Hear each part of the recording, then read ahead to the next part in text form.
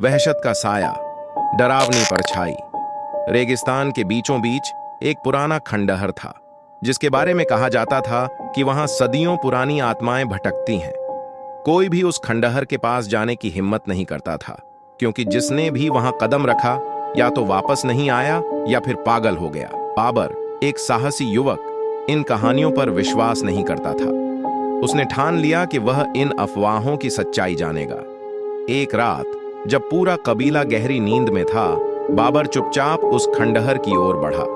जैसे ही वह करीब पहुंचा, उसे हवा में किसी की फुसफुसाहट सुनाई देने लगी, लेकिन उसने इसे अपना भ्रम समझकर नजरअंदाज कर दिया। खंडहर के अंदर घुसते ही बाबर को दीवारों पर अजीबोगरीब अरबी अक्षर खुदे हुए दिखे। तभी अचानक एक जोरदार झटका लगा और खंडहर का दरवाजा अपने आप बंद हो गया।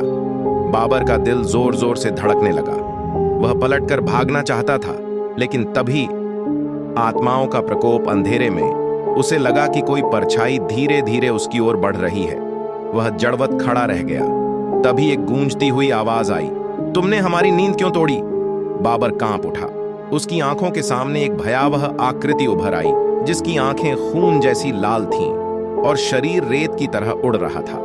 अचानक गायब बाबर चीखना चाहता था, लेकिन आवाज गले में ही अटक गई। कुछ ही क्षणों में वह आकृति हवा में घुल गई, लेकिन बाबर भी वहीं गायब हो गया। अगली सुबह जब गांव वालों को उसकी तलाश हुई, तो उन्हें उसके पैरों के निशान खंडहर तक जाते दिखे, लेकिन वापस आने के कोई निशान नहीं थे। आज भी जब रात गहरी होती है, लोग कहते हैं कि उस खंडहर से किसी की धीमी फुसफुसाहट सुनाई देती है,